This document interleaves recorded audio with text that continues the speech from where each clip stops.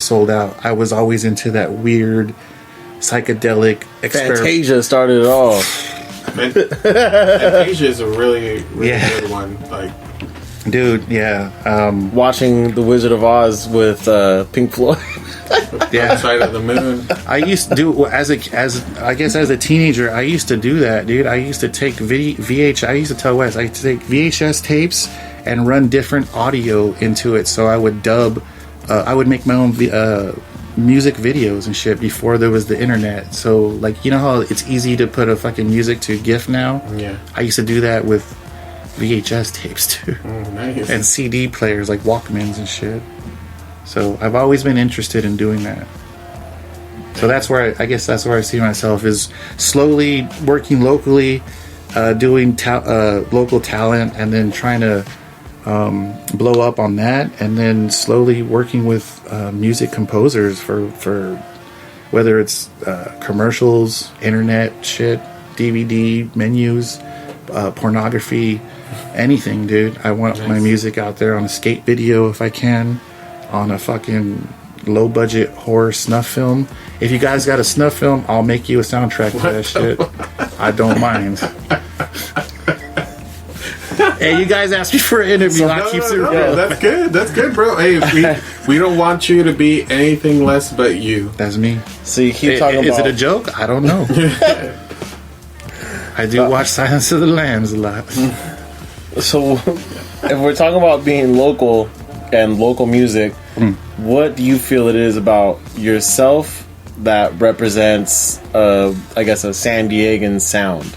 Ooh, so it's, to me, okay. So there's a certain acquired sound that you have on the West Coast. Everybody kind of has like that gangster rap-ish, and I am the first to admit I try to stray away from it, but I do find myself going towards it.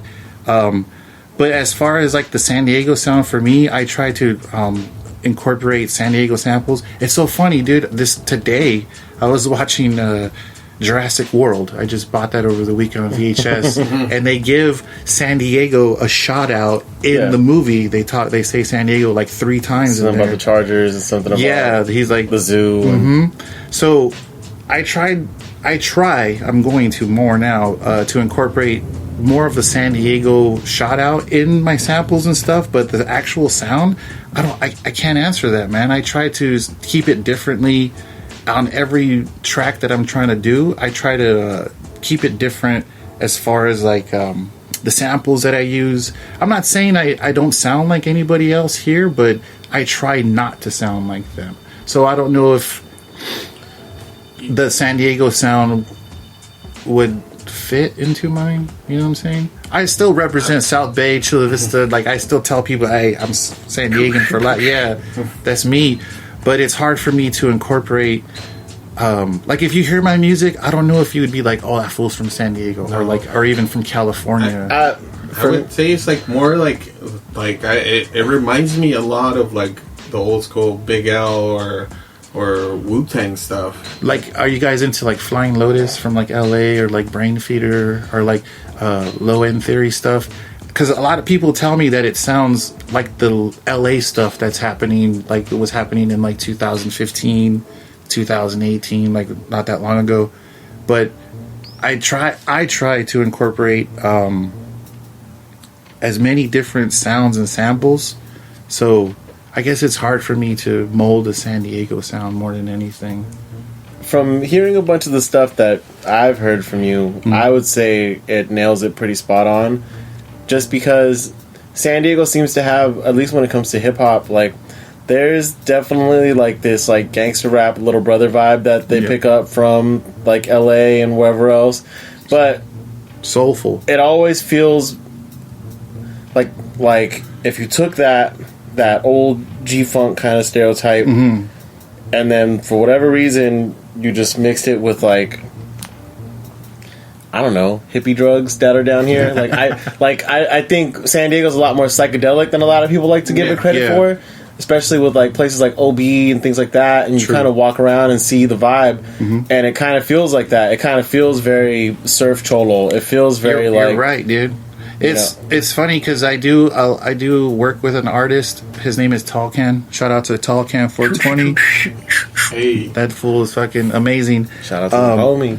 He does a lot of work in and out of the community and on tracks. But I hooked up with him years ago, and he used to be in a group called the Digital Dust Mites, and they were very psychedelic and kind of like third eye aware of like the music was very trippy and offbeat. So in that aspect, how you say there's a lot of open-mindedness to spirituality in hip-hop in San Diego, a lot of openness to the LGBTQ community, a lot of awareness about where you're from, Absolutely. your culture and your background. I used to be in that first group. It was the Apache One Tribe, and they were primarily focused on Chicano activism and rights and standing up in your community. And to me, it kind of deflated really fast amongst people once they understood what we were really about. You either loved it or you just were okay with it because of the message on how it was. On the message on how it was. So I still feel the sound that I'm going for is forever changing like a chameleon, and I do aim towards I do cater towards a lot of different artists, but as far as the San Diego sound, I want to keep it kind of versatile and soulful. So I get the homie aspect. Also, like I was saying, I do work with Tallcan, and it's deeply rooted in like the psychedelics, mushroom era. So a lot of the times when people do hear my music, it's kind of trippy for them. So when they hear it, they don't kind of expect the run-of-the-mill stuff that you would hear, like if you would hear, I don't know, like a Drake beat or like a fucking Lil Baby beat, you know what I'm saying? It's a little bit different. Like the yeah. new age hip hop. Yeah, like I nothing against it. I still listen to that shit, and I love your little fucking Kodak. I love Kodak Black. Shout out to Kodak Black. Free Kodak Black. I love that shit, but there's a certain mentality and a certain lifestyle for that, and I'm not about that life. And those beats seem to have, especially now that kind of, I guess, for lack of better words, mumble rap phase has kind of ran its course. Kind of trappy. That style of beat has kind of become really like a parody of itself now. Yeah. Like you know what you're getting, and you know when you hear that beat, what the flow is going to be like. They're going to be rhyming in triplets. It's going to be, you know, that type of vibe. There's a time and place for it, and there's a lot of people do what I do, and a lot of people do what they do, and I feel like the world is big enough and the genres are big enough to explore in and out of different ones. So more power to them. That's what's popping, you know. Yeah. That's what's hot in the streets. I always tell people, I used to tell people, I'm not a DJ Khaled, I'm like a DJ Shadow. You know what I'm saying? So anybody who knows DJ Shadow, that fool's straight up 90s boom bap records, fucking samples. He was shit. like one of the first ones that was like more. His albums were very kind of weird, and they were like in different points at one point. But it all makes sense if you listen to them all. Yeah, I love DJ Shadow. He's one of my main influences. So anytime anybody says like, well, what kind of, like if I meet a stranger and someone says, well, what type of music do you play? I say, well, it's like a, you know, traditional 90s hip hop, kind of like a trip hop. Think of like, you know, DJ Shadow. I love DJ. One time I actually submitted my music to the SD reader, and they compared it to one of DJ Shadow's projects. It's called Uncle. So I was really honored because that's what I was going for. So nice. They compared it to one of my idols, so I was more than happy. That's what I was going for. The beats definitely remind me of like Alchemist, Action Bronson stuff on hell acid. yeah. You know what I mean? Like, Yeah.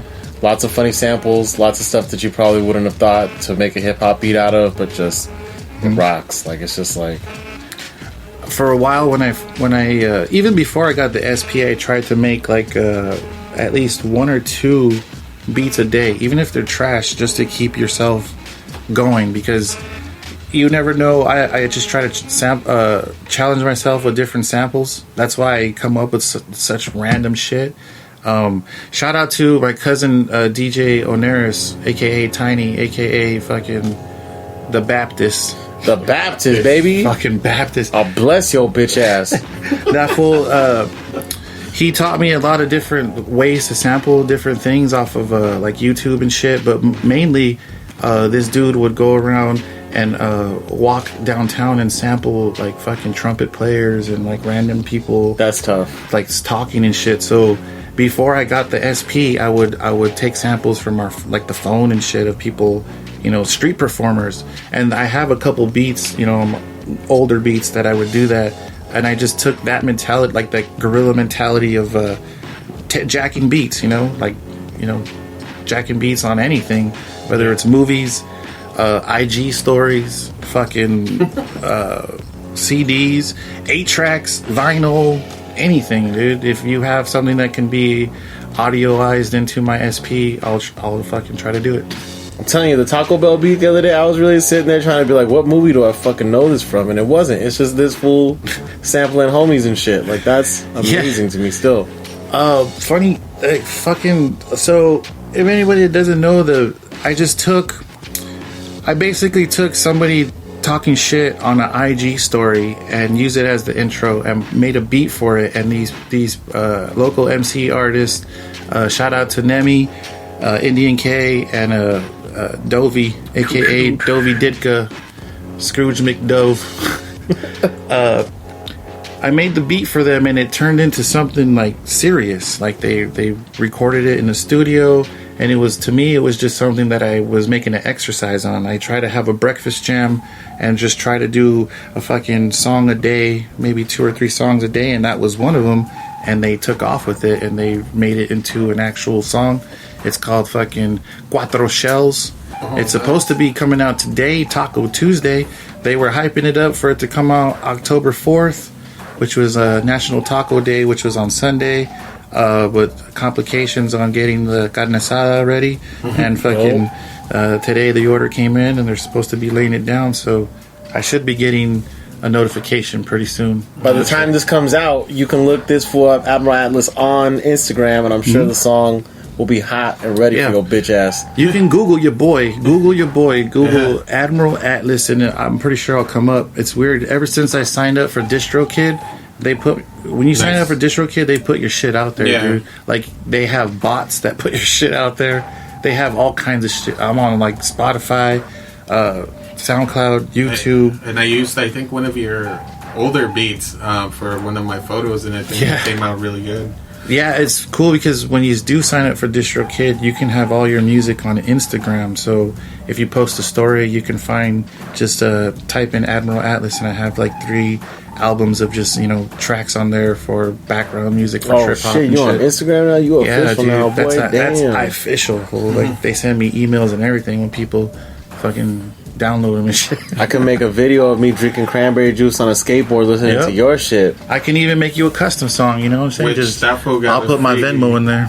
A free truck from those fools. Oh yeah, shout out to Dogface. Get a free. Hey, can you guys, okay, so quick side note, I don't know, I'm so out of the loop. All I know is that fool likes Fleetwood Mac and cranberry juice. That's it. That's all there is to know. That's all there is. Yeah.